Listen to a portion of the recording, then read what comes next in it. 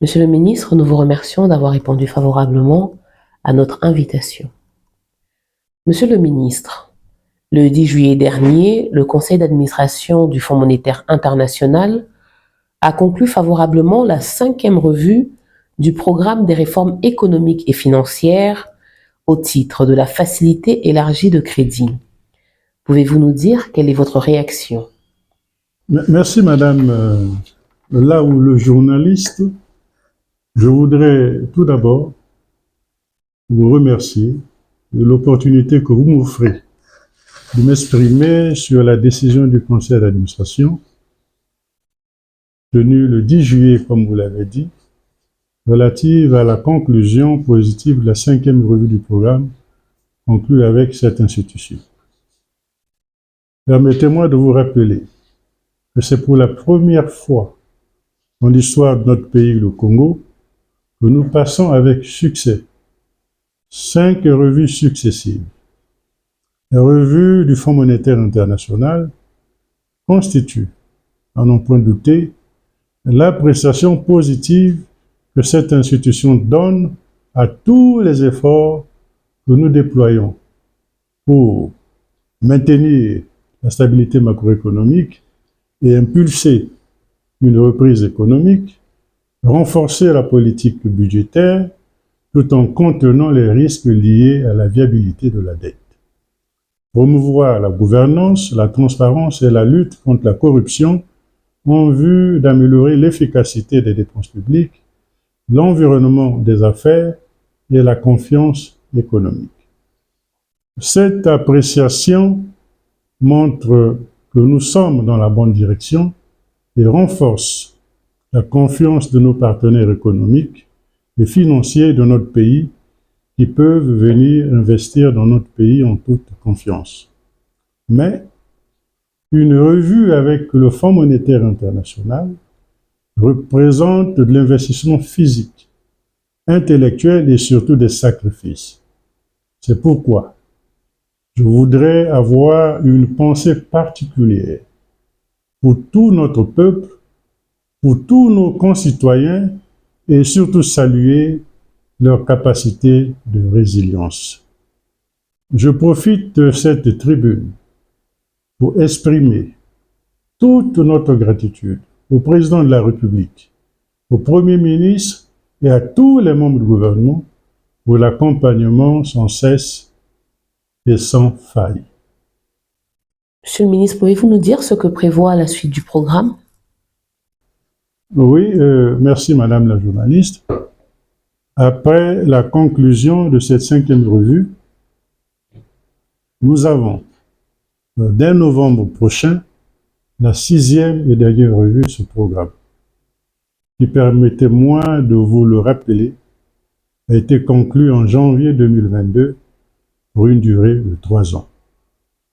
Vous comprenez également que la fin du programme avec le Fonds monétaire international marquera également la fin des appuis budgétaires du Fonds monétaire international ainsi que des autres partenaires financiers comme la Banque mondiale, l'Agence française de développement, la Banque africaine de développement, la BADEA, etc.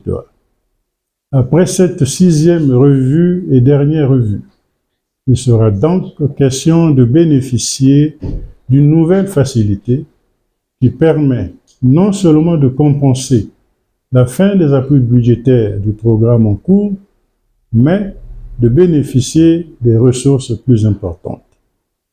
C'est ainsi que nous avons, dès juin 2023, écrit à la directrice générale du Fonds monétaire international pour bénéficier d'une nouvelle facilité, à savoir la facilité pour la résilience et la durabilité, en sigle FRD, créée dans le cadre du Fonds fiduciaire pour la résilience et la durabilité, le Fonds fiduciaire RD, pour aider les pays à relever les défis liés au changement climatique.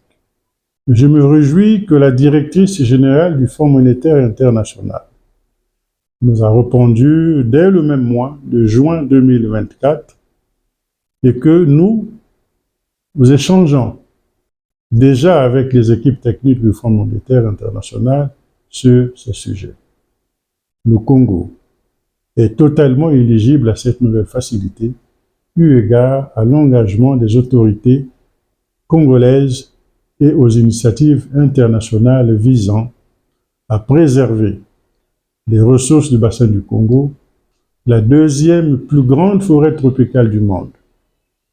Nous sommes convaincus que cette facilité aidera notre pays à faire face à des défis de long terme tels que le changement climatique ou le risque pandémique, qui comporte de risques macroéconomiques importants.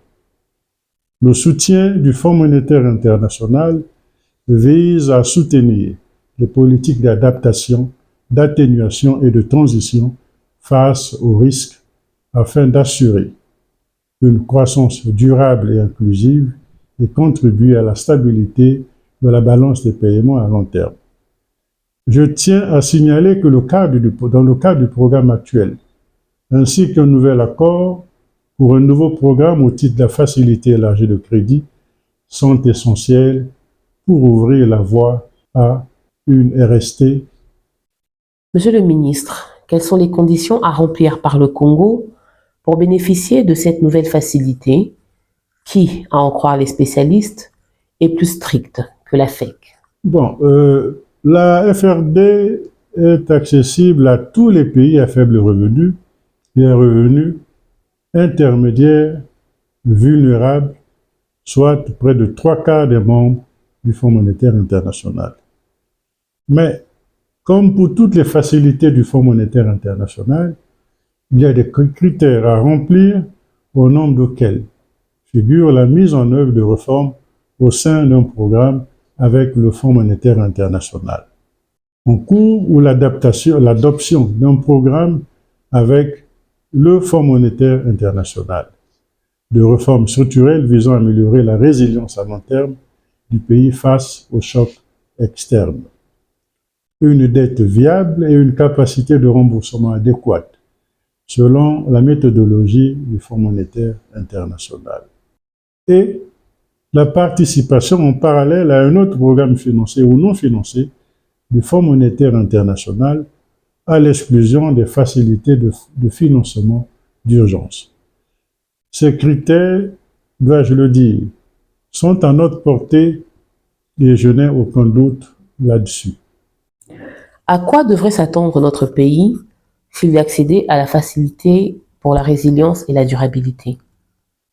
Oui, Madame la journaliste, il faut dire que la FRD constitue pour notre pays une opportunité d'accélérer l'intégration des questions climatiques à la planification budgétaire, à l'extension de l'analyse du risque budgétaire aux risques liés à la transition écologique.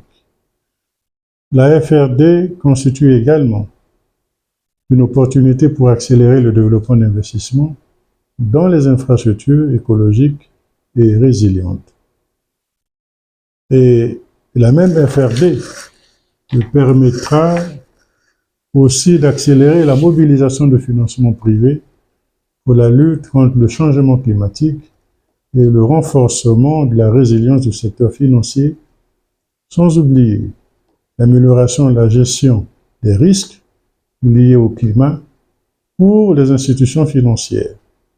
La transition vers une économie fondée sur les énergies renouvelables ainsi que le déploiement de mesures d'atténuation et d'anticipation des effets du changement climatique, notamment par la réduction des émissions de gaz à effet de serre. Monsieur le ministre, nous voici arrivés au terme de notre entretien. Auriez-vous un message particulier à adresser à vos concitoyens? Madame la journaliste, s'il y a un message adressé à nos concitoyens, je dirais simplement que la réussite des 5 revues successives avec le Fonds monétaire international, et je vous l'ai dit, c'est pour la première fois que le Congo le fait, et cette réussite de ces 5 revues successives est la preuve de la détermination du gouvernement à œuvrer inlassablement pour la maîtrise de la gestion de nos finances publiques. D'où l'impératif de poursuivre les efforts visant à la consolidation des réformes structurelles indispensables à l'accélération de la croissance économique, gage du bien-être des populations. Merci, Monsieur le ministre. Nous vous remercions d'avoir répondu à notre invitation. Merci, c'est à moi de vous remercier.